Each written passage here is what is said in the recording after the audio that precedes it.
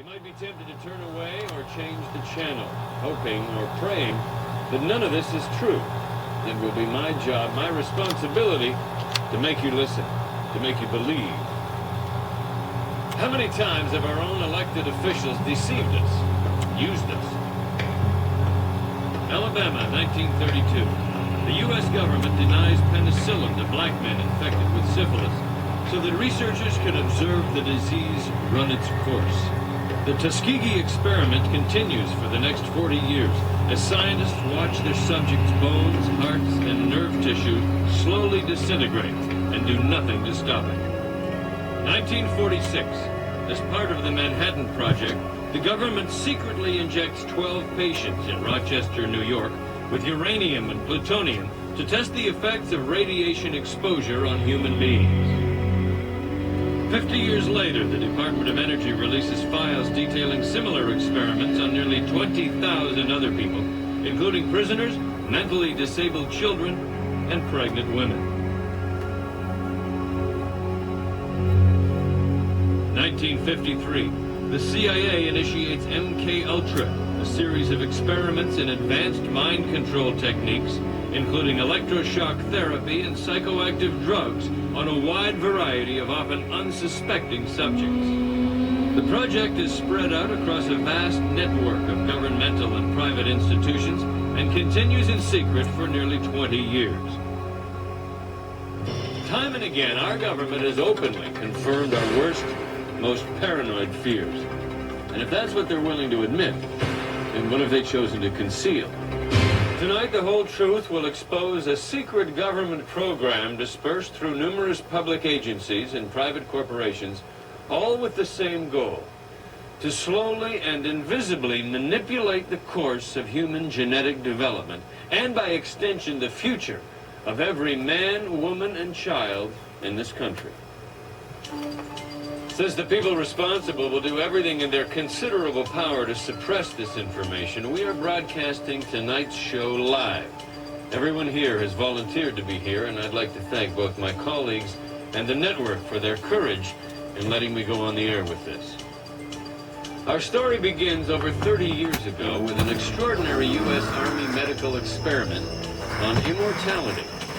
In a series of brutal tests, Dr. Terence Sinclair made extensive studies on the blood of a remarkable young woman, identified only as Jade, who appeared to be immune to the aging process. While Sinclair's attempts to extend human lifespans did achieve some success, the intervention of an unidentified soldier brought his experiment to an abrupt halt.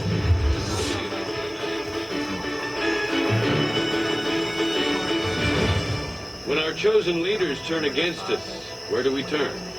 To the police? To our laws? To a gun under the pillows? Or to the courage of a single man armed only with the truth? The source for much of what you will see tonight is just such a man. He's a molecular biologist, formerly with the Department of Defense, and for obvious reasons we've taken every precaution to keep his identity and location secret. We appreciate you being here with us tonight, sir. Thank you. Now, you claim you've pieced together evidence of a long-range government project to change the course of human genetic development. Yes, that's correct. And this project was created by Dr. Sinclair? Not exactly. Sinclair's longevity experiments were just a starting point, but several of the current research initiatives did build on his work. And what's wrong with an attempt to extend human lifespan? Nothing. The government never intended that research, that technology, to reach the public. Why? They're developing a process to alter humans at a cellular level. It began as a way to reverse necrosis in human tissue. Now, you mean a way to reanimate the dead? Right. But it was more than that. Their process involved rebuilding the neural pathways of a subject's brain in such a way that they could control the subject. That's what they were really trying to do. All right, joining us via satellite is Dr. Richard Morgan. He's Vice President of Research and Development at Ferriton Laboratories, one of the companies in question. Dr. Morgan, how do you respond to these allegations? Well, in a nutshell, the allegations are absurd.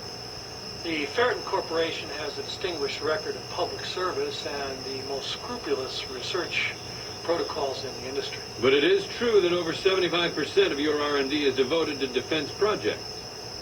We're a defense contractor. The benefits from your research are being kept exclusively for the government agencies that support you.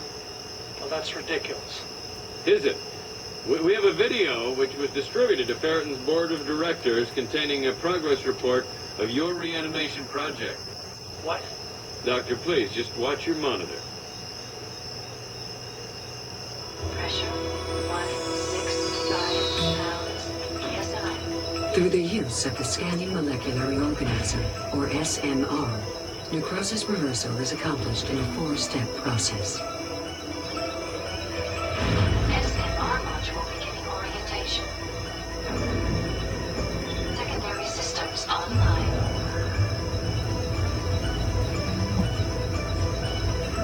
Step 1. Photolytic regeneration. Laser field activated. Osmosis reversing. The SMR's high-energy laser array repairs and restores all nerve, tissue, and organ functions.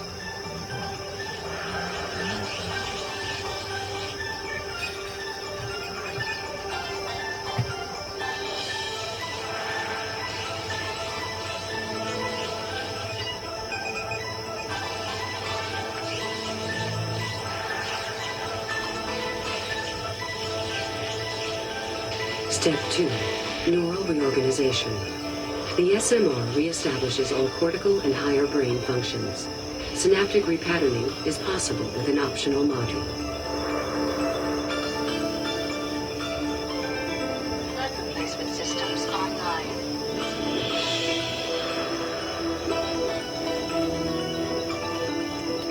Step 3. Fluid replacement. All preservatives and fluids are flushed and perfused as the body temperature is restored to normal. Step 4. Reactivation. The subject's nervous system is re-energized by a series of high-frequency electrical impulses, thus completing the process.